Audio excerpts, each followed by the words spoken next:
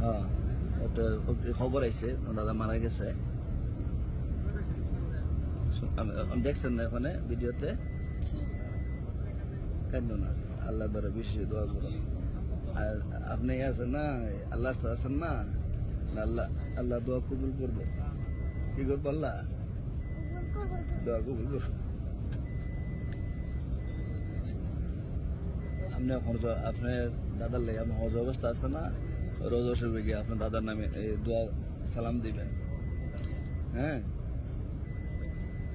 আসলে আপনি দেখতে ছোট মানুষ, তার দাদা বড় আশা ছিল না হজ করে দেশে যাবে।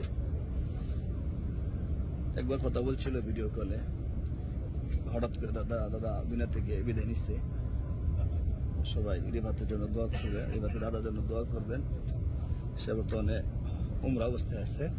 আমরা সবার কাছে দোয়া চাই, আল্লাহ তাআলা তার জন্য রিভাতের দাদারে ব্যস্ত সুখ করে। হ্যাঁ, আমার দাদা আসিল মারা গেছে, বুবু আসিল মারা গেছে, সবাই সাইতে একদিন, বুঝছেন না?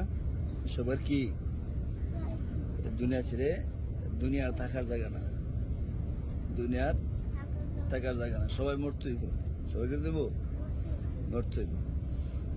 তো দেশবাসী সবার কাছে দোয়া চাই। রেফাত দাদা এই মুহূর্তে খবর আসছে, রেফাত দাদা মারা গেছে। সবাই দোয়া করবেন রেফাত দাদার জন্য। কোন আপনি কোন সবার কাছে কোন